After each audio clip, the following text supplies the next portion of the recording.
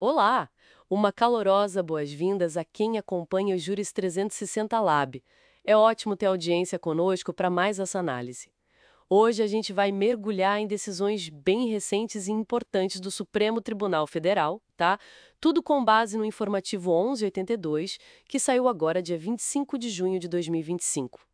Nosso objetivo aqui é descomplicar, trazer os pontos-chave de um jeito claro, direto ao ponto, e neste primeiro bloco vamos focar em 3 julgados do plenário. São temas variados, olha só: cotas para quem saiu de colégio militar, as diferenças da correção da poupança lá do Plano Collor 2 e também a validade de uma lei de Sergipe sobre salário de servidor. Ok, vamos começar a desempacotar isso. A primeira é a ADI 7561, do DF.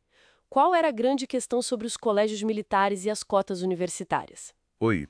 Bom, a questão central era se ex-alunos de colégios militares poderiam ou não usar as cotas para estudantes de escola pública em universidades federais. Certo, e o que o Supremo decidiu? Então, o STF decidiu que sim, é constitucional incluir esses alunos. A decisão foi unânime, inclusive. Unânime? Interessante. E qual foi a base para isso? O argumento principal foi bastante direto. Os colégios militares são mantidos com dinheiro público, né? São geridos pelo poder público. Uhum. Então, eles se encaixam no conceito de escola pública para a lei de cotas, a Lei 12.711. Ah, então o foco foi na natureza pública da instituição. Exatamente. O STF frisou que a lei usa um critério objetivo, a origem pública. Não entra no mérito da qualidade do ensino ou do perfil do aluno, sabe? Entendi. Se a escola é pública, o egresso pode concorrer pela cota. Excluir esses estudantes, segundo o tribunal, seria ir contra o que a lei diz expressamente. Um critério bem objetivo mesmo. Parece alinhado com outras decisões do STF, buscando clareza na aplicação das leis, né? Sim, é uma linha que o tribunal tem seguido. Tentar se ater ao que o legislador definiu, para evitar criar distinções que a própria lei não fez. Dá mais segurança jurídica, né? Com certeza. Bom, saindo da educação e indo para a economia. Um tema espinhoso, o RE 632-212 de São Paulo. Tema 285 de repercussão geral. Plano Collor 2 e a correção da poupança. Isso afetou muita gente, né? Afetou demais. E aqui a decisão foi bem importante. O STF fixou uma tese sobre o direito a receber as diferenças de correção monetária. Certo. E o que ficou definido? Ficou definido que esse direito, para quem tinha depósito na poupança que não foi bloqueado na época, depende de uma condição: Qual condição? a adesão do poupador àquele acordo coletivo que foi homologado na ADPF 165. Lembra? Lembro, sim. O acordo dos planos econômicos. Isso.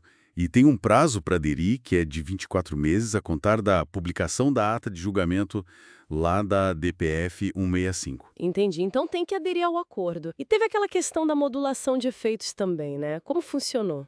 Assim, a modulação foi crucial aqui. O que é fascinante é como ela foi usada para proteger a segurança jurídica. Para não mexer no passado. Exato. O STF disse basicamente: olha, essa nossa decisão aqui, confirmando a constitucionalidade do Plano Collor 2 e exigindo adesão ao acordo, não vai afetar processos que já tinham acabado, com o trânsito em julgado. Ah, bom. Então quem já tinha uma decisão final garantida. Está protegido. Não dá para entrar com ação rescisória só com base nessa nova decisão do STF para tentar reverter esses casos antigos. Foi uma forma de pacificar a questão daqui para frente, sem desconstituir o que já estava consolidado. Uma solução bem pragmática, né? Para tentar encerrar um volume enorme de processos. Sem dúvida. Ok. Mudando, de novo, o foco. Vamos para a esfera estadual. A DPF 1092, de Sergipe. Uma lei sobre remuneração de servidores que mudou de tipo durante a tramitação na Assembleia. Como assim? Pois é uma situação peculiar. A Lei Complementar 255 de 2015 de Sergipe, ela proibiu a incorporação de algumas gratificações e vantagens aos salários dos servidores. Certo. E a polêmica foi? A polêmica foi que ela começou a tramitar como um projeto de lei ordinária, mas no meio do caminho, por uma emenda parlamentar, virou lei complementar. E o STF achou isso válido. Geralmente, lei complementar tem um rito mais exigente. Não. É uma ótima observação. Mas sim, o STF considerou a lei constitucional e o procedimento válido. E por quê? O ponto-chave foi analisar a emenda que fez a mudança. O tribunal verificou duas coisas importantes. Primeiro, a emenda tinha pertinência temática, ou seja, ela tratava do mesmo assunto geral do projeto original, que era o regime de remuneração dos servidores. Ok, fazia sentido com o tema. E segundo, e muito importante, a emenda não causou aumento de despesa pública.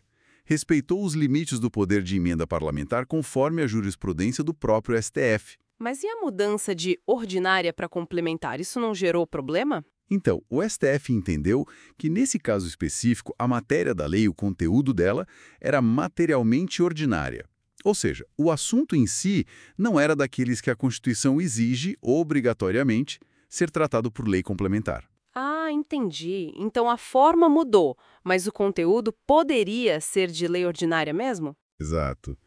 Assim, essa mudança formal de rótulo da lei não foi vista como um vício grave o suficiente para anular a lei, já que os requisitos de conteúdo e os limites da emenda foram respeitados. Mostra uma certa flexibilidade ou deferência ao processo legislativo, desde que dentro dos parâmetros constitucionais. Compreendido. Então, o que a gente pode tirar dessas 3 decisões assim de bate-pronto? Olha, acho que vemos o STF reforçando a importância de critérios objetivos em políticas como as cotas, Sim. usando ferramentas como a modulação para lidar com litígios antigos e complexos, como os planos econômicos, sempre de olho na segurança jurídica. Certo. E também mostrando respeito pelo processo legislativo dos estados, mesmo quando tem essas peculiaridades, desde que os limites da Constituição não sejam ultrapassados. Fica claro que acompanhar essa jurisprudência é fundamental para a gente entender como as leis e os direitos são aplicados no dia a dia, né? Com certeza. É um cenário sempre em movimento. Bom, cobrimos os 3 primeiros julgados importantes deste informativo 1182. Foi uma ótima análise inicial. A gente se encontra no próximo bloco para continuar essa conversa e analisar outras decisões relevantes. Até lá! Olá, hoje a gente vai dar uma olhada em 2 decisões bem recentes do Supremo Tribunal Federal. São do informativo 1182. Isso aí. Vamos analisar como o STF tratou de umas questões de processo legislativo, sabe? Exato. Uma tem a ver com mudar o tipo de lei no meio do caminho, por emenda, e a outra é sobre um erro material mesmo. Um descuido que quase revogou coisa importante. São casos que mostram bem os limites, né, do que os parlamentares podem fazer ao alterar projetos e a importância de seguir as regras direitinho. Justamente. E como o judiciário entra para garantir que a Constituição seja seguida. Até nos detalhes, né? Vamos ver como foi isso. Vamos lá. Começando pela ADPF 1092, lá de Sergipe. A história é assim. O governo do estado mandou um projeto de lei ordinária, Certo. proibindo incorporar umas gratificações de cargo em comissão e tal na remuneração ou aposentadoria dos servidores. Ok, tema comum até. Sim, só que na Assembleia Legislativa vieram umas emendas e transformaram o projeto de lei ordinária em lei complementar. Opa! Aí complica um pouco. Pois é. A dúvida era essa: valia essa mudança de roupagem da lei? Mudar de ordinária para complementar não é pouca coisa, né? Não mesmo. Tem quórum diferente, matérias diferentes. E aí, o que o STF disse? Então, o Supremo considerou essa lei complementar estadual, a 255 de 2015, constitucional. Ah, validou então. Validou. O principal argumento foi que as emendas dos parlamentares, mesmo mudando a natureza para a lei complementar, tinham pertinência com o tema original, aquele que o executivo propôs. E ponto crucial, não aumentaram despesas. Ah, entendi. Seguiu aquela linha da ADI 1050, né? Que as emendas em projeto do executivo precisam ter relação com o tema e não podem criar despesa nova. Exatamente essa. E tem um detalhe interessante aí. O STF analisou a matéria da lei, né? Sim, esse foi um ponto-chave. Mesmo com o rótulo de complementar, o Supremo entendeu que o conteúdo, a essência do que estava ali, era de lei ordinária. Quer dizer... Quer dizer que a mudança de nome, de tipo de lei, não teve um impacto prático tão grande assim. Não chegou a invadir competência ou desfigurar totalmente o projeto, sabe? Entendi. Então, como o conteúdo era materialmente de lei ordinária e as regras gerais de emenda, tema e orçamento foram respeitadas, o STF meio que relevou a questão da forma. É por aí. Relevou no sentido de que a forma não foi um vício que invalidasse tudo, já que a substância estava ok e dentro dos limites. Além disso, o mérito, proibir ou não a incorporação, isso é escolha do legislador mesmo. Faz sentido. Mostra uma certa flexibilidade, talvez. Mas até onde vai essa flexibilidade, né? Boa pergunta. O limite parece ser quando a mudança formal não causa um prejuízo real ao processo ou aos princípios constitucionais. Se não invadir competência exclusiva, não gerar despesa escondida, não mudar completamente o sentido da proposta, aí tende a validar. Mas é um fio da navalha. Com certeza. E falando em processo delicado, vamos para outro caso, a ADI 7231, que mexeu com o Estatuto da Advocacia. Esse caso foi bem comentado. Sim, aqui o problema foi um erro material clássico, né? Na Lei 14.365 de 2022, que queria ampliar garantias dos advogados, Isso. acabaram revogando por engano 2 parágrafos super importantes do artigo 7º do Estatuto. Foi um erro na hora de juntar o texto final. Exato. Um erro que não era para ter acontecido e que, claro, gerou muita discussão sobre a validade disso. E o STF fez o quê? Declarou inconstitucional essa parte específica da lei, justamente o artigo que continha essa revogação por engano. E qual foi a base? Violação do devido processo legislativo, que está lá no artigo 59 da Constituição, e também do princípio democrático. Porque essa revogação nunca foi de fato discutida e votada. Exatamente. Esse ponto não passou pela deliberação necessária no Congresso. Não era a vontade dos parlamentares, foi um erro técnico na consolidação do texto. Nossa. E o próprio Congresso depois reconheceu que foi um equívoco. Isso, claro, pesou na decisão do STF. Que coisa. Então, um erro de redação, algo que não passou pelo debate, pelo voto, foi suficiente para derrubar uma parte da lei. Sim, mostra como a forma, nesse caso, é essencial para garantir a legitimidade da norma. Se o conteúdo não foi objeto de deliberação democrática, ele não pode valer. Totalmente diferente do caso de Sergipe, então. Pois é.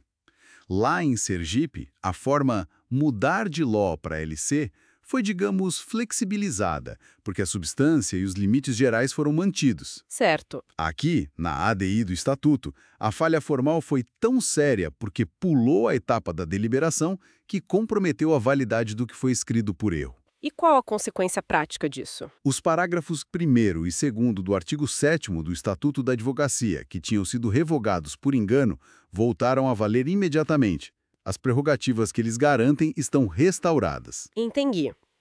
Então, para resumir, um caso Sergipe, onde uma mudança de forma foi validada porque não feriu limites materiais e orçamentários importantes, e outro, Estatuto da Advocacia, onde um erro formal na redação final levou à inconstitucionalidade porque faltou a base de tudo, a decisão parlamentar. No processo legislativo. E o papel do STF como esse guardião das regras do jogo, né? Sem dúvida. Mostra a complexidade que é fazer leis. Exato. E fica até uma reflexão, né?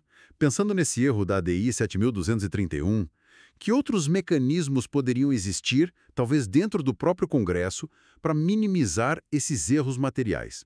Para pegar essas falhas antes que virem lei e causem insegurança. É verdade. Uma revisão mais rigorosa, talvez? Talvez. Ou alguma outra etapa de conferência. Enfim, algo para a gente pensar sobre como aprimorar essa engenharia de produção das nossas leis. Ótimo ponto para fechar. Obrigada pela análise. Eu que agradeço.